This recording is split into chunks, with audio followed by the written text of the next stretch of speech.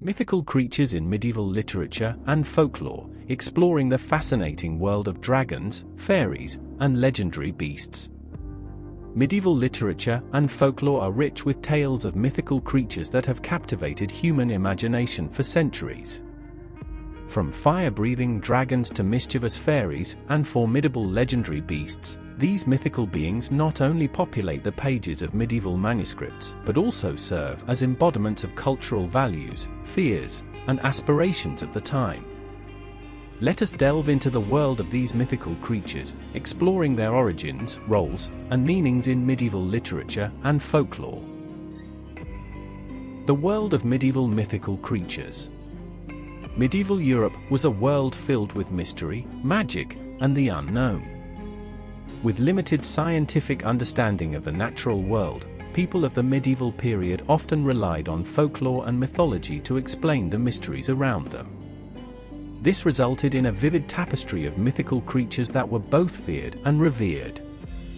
These beings played crucial roles in storytelling, religious teachings, and cultural identity, providing moral lessons, entertainment, and explanations for natural phenomena. Among the most prominent of these creatures were dragons, fairies, and legendary beasts. Each of these mythical beings had unique characteristics and represented different aspects of medieval life and belief systems. They served as symbols of good and evil, chaos and order, fear and hope. Through their stories, we can gain insights into the minds and lives of the people who created and cherished these myths. Dragons, guardians of treasure and symbols of chaos. Origins and evolution of the dragon myth. Dragons are perhaps the most iconic mythical creatures in medieval literature. These formidable beasts, often depicted with scales, wings, and the ability to breathe fire, have their roots in various ancient mythologies, including those of Greece, Rome, and Norse culture. However, it was during the medieval period that the image of the dragon truly came into its own. In medieval literature, dragons were often associated with chaos and destruction. They were portrayed as guardians of treasure or powerful adversaries that heroes had to defeat to prove their valor. This depiction can be seen in epic tales such as Beowulf, where the dragon is a fierce and dangerous creature guarding a treasure hoard. The dragon's defeat by Beowulf symbolizes the triumph of good over evil, order over chaos. Symbolism and cultural significance. Dragons in medieval folklore often embodied the fears and anxieties of the time. They were seen as representations of the devil or as omens of disaster. In Christian iconography, dragons were frequently depicted as enemies of saints, such as Saint George, who famously slew a dragon to save a princess and a town from its terror.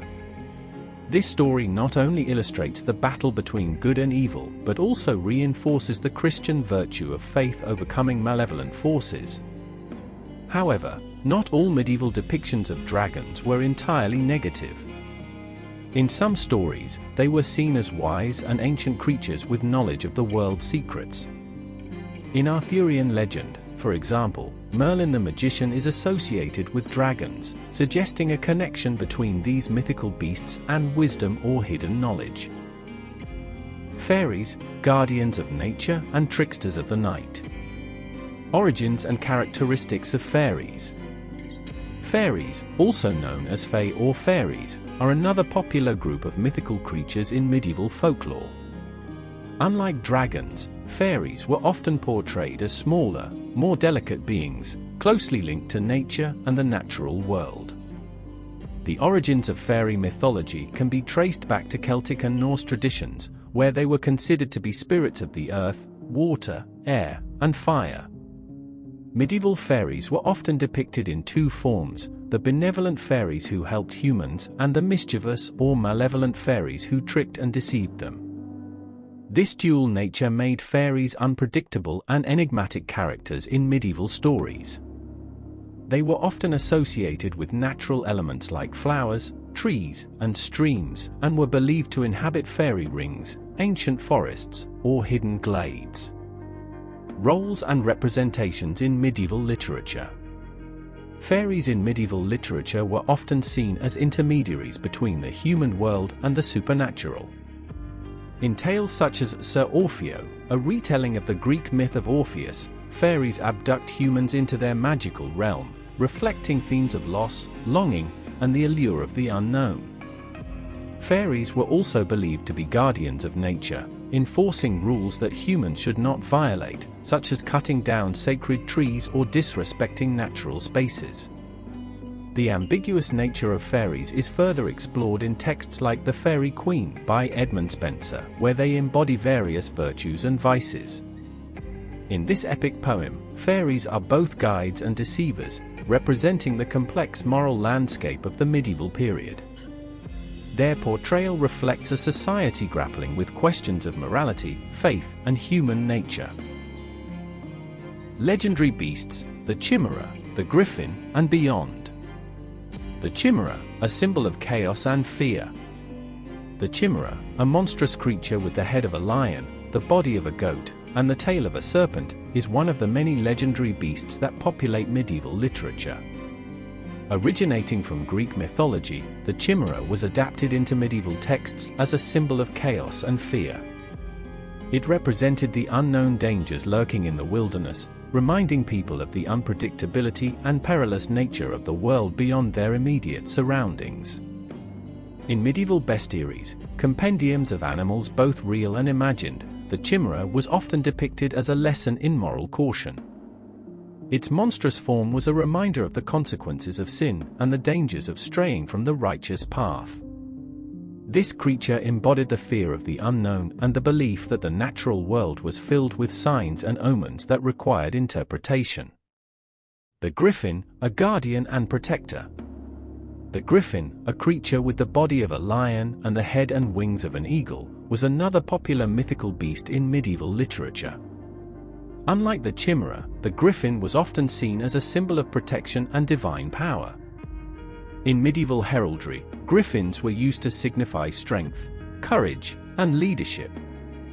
They were believed to guard treasures and sacred places, embodying the role of a vigilant protector.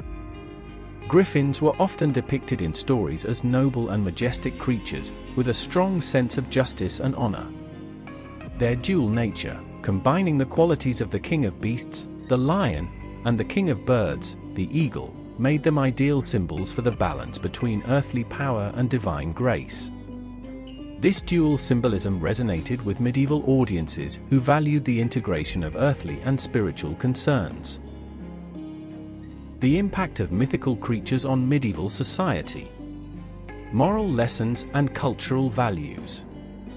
Mythical creatures in medieval literature were more than just fantastical elements, they served as vessels for conveying moral lessons and cultural values.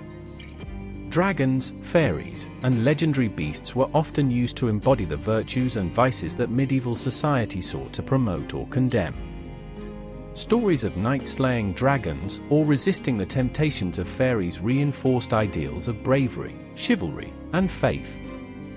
These creatures also reflected the anxieties and fears of medieval people. Dragons represented the fear of the unknown and the chaos that lay beyond the borders of the known world. Fairies embodied the unpredictability of fate and the challenges of human morality. Legendary beasts like the chimera and the griffin provided allegories for the struggles between good and evil, order and chaos, and life and death. Religious and political influences. The depiction of mythical creatures in medieval literature was heavily influenced by religious and political contexts. Christianity played a significant role in shaping the narrative surrounding these beings. For instance, the association of dragons with the devil and fairies with paganism reflected the Church's efforts to demonize pre-Christian beliefs and practices. Similarly, political factors also influenced the portrayal of mythical creatures. During times of conflict or conquest, dragons and other fearsome beasts were often depicted as symbols of the enemy or the unknown territories that needed to be conquered. Meanwhile, noble creatures like griffins were used in heraldry to represent the virtues of ruling families and kingdoms. The enduring legacy of medieval mythical creatures. The mythical creatures of medieval literature and folklore continue to captivate modern audiences. Stories of dragons, fairies, and legendary beasts have been retold and reimagined in countless forms, from literature and art to film and popular culture. These creatures have transcended their medieval origins to become universal symbols of imagination, creativity, and the human desire to explore the unknown. The enduring appeal of these mythical beings lies in their ability to embody complex ideas and emotions in a way that is both accessible and profound. Dragons, for example, continue to represent both fear and fascination, while fairies symbolize the mysteries of nature and the unpredictability of life. Legendary beasts like the chimera and the griffin remind us of the dualities that exist within ourselves and the world around us. The fascination with the mythical. Thus, mythical creatures in medieval literature and folklore are more than mere figments of the imagination, they are reflections of the human condition and the world in which medieval people lived. Through their stories, we gain insights into the fears, hopes, and beliefs of a bygone era. Whether serving as symbols of chaos or protectors of the natural world, these creatures continue to enchant and inspire us, reminding us of the power of storytelling and the enduring allure of the unknown. In a time when science and reason were just beginning to emerge, these mythical beings provided a way for people to make sense of a mysterious and often frightening world. They remain relevant today, serving as timeless reminders of our shared humanity and the universal quest for meaning, wonder, and understanding in the face of the unknown. As we explore the world of dragons, fairies, and legendary beasts, we not only delve into the rich tapestry of medieval literature but also uncover the timeless human desire to explain, explore, and celebrate the mysteries of existence. Thanks for listening. Like and comment. And please subscribe, as that will help us get more videos out to those interested in the Middle Ages. See you next time on Medieval Chronicles 1066. Stay curious.